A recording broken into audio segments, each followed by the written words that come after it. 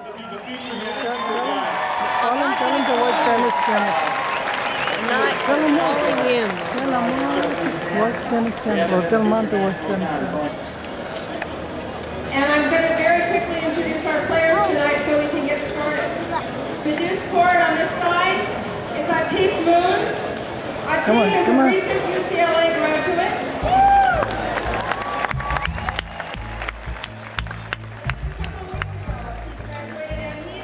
He's in the job market, so if any of you have some great ideas, Atif's the guy. Assalamu alaikum. My name is Atif Moon. I'm 23 years old and a cancer survivor. When I was born, the doctors found a tumor in my spinal cord.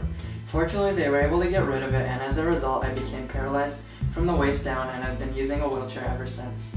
Navigating the Muslim community has been a challenge to a large extent. When Munira was born in our family, we, for the first time, learned what Down syndrome was. Ready? Play. So maybe, it's our fault that we haven't told our community that what the special needs are. The reality is that, our cultures see people with disabilities as less.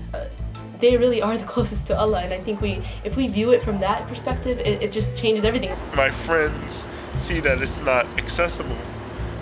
What are they to think about Islam? 1-0.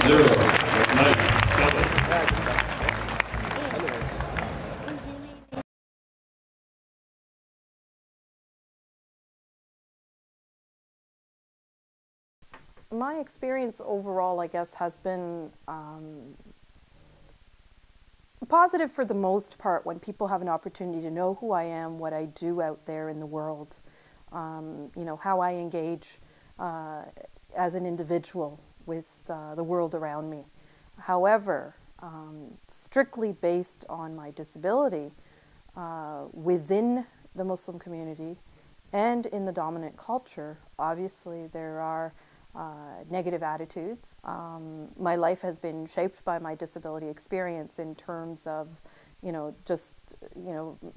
destiny or fate has brought me to work in the disability field and, advocate personally and professionally for individuals, groups, and communities in order to make sure that people with disabilities have full access and are included the way they wish to be included.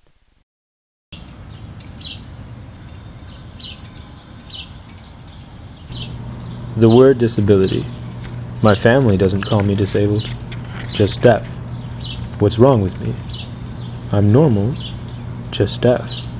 For example, I can understand society in general looks down on deaf and thinks deafness is a disability.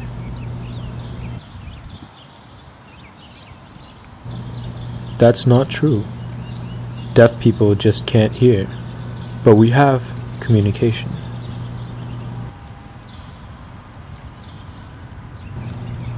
Also, the community here should know English, and suppose a different person from Africa who doesn't know English, but speaks French and has difficulty communicating with us, are we going to call him disabled?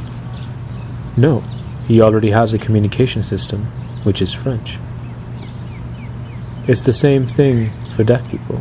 We communicate using sign language. Well, I've always had a determined attitude in life. Before I was 13, I had 15 surgeries, so I spent many years in the hospital. So through that setting, I understood and had empathy for other people, and I also had a fierce determination that's carried me throughout, my life to this point.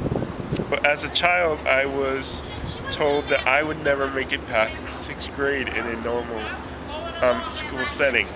And when I was 16, I was mainstreamed, as they say, and I made high honors out of a high school class of 183. I graduated like 41st.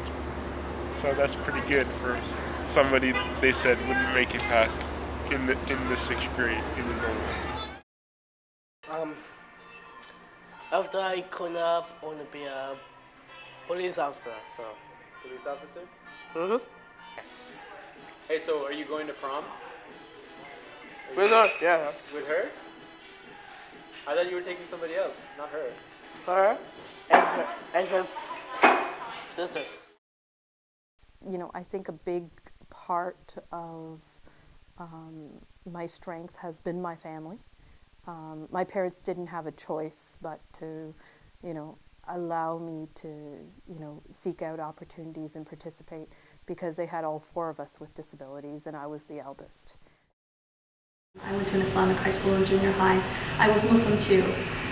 It was a little easier to fit in there than in a public school where I was really different. I was Muslim and blind, whereas I just had one thing that was different in the Islamic school. So socially I did better, but in terms of like access to resources, again, it wasn't working, and the community didn't do a whole lot for me when I was growing up to provide me with those resources. Though they were often well-intentioned and they tried, but they didn't know where to get resources, and resources for people with disabilities are expensive.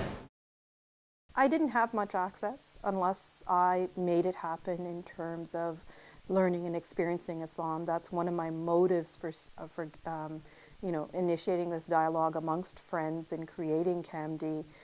Simply growing up here, it was by sheer coincidence where I might have had some opportunity to learn a little bit, whether it was through halakas or through a madrasa program that just happened to be held in my high school. Transportation costs me a little bit more. I can't lug 4 kids on public transit to go from point A to point B that easily. So, you know, if I opt out for a taxi, it's quite pricey in this part of the world. I need somebody, you know, all the wonderful rehab skills under the sun around, you know, when you have a disability and they teach you how to, you know, maintain your life skills and how to do your laundry and how to upkeep your house and da-da-da. The focus is very much on an individual, having an individual lived experience. But what happens when you have a family? So when I have 4 kids, I have, you know, maybe 40 pairs of socks to match up.